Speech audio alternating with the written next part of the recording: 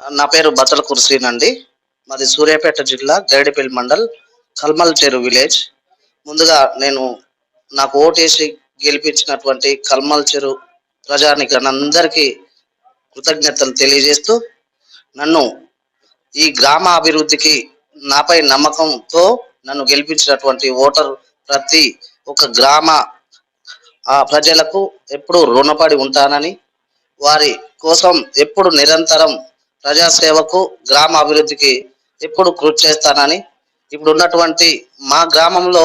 ఏవైతే సమస్యలు ఉన్నాయో ఆ సమస్యలపై పై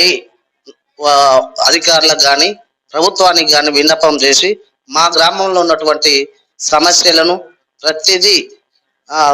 పై స్థాయికి తీసుకుపోయి సమస్యలు పరిష్కరిస్తామని, అదేవిధంగా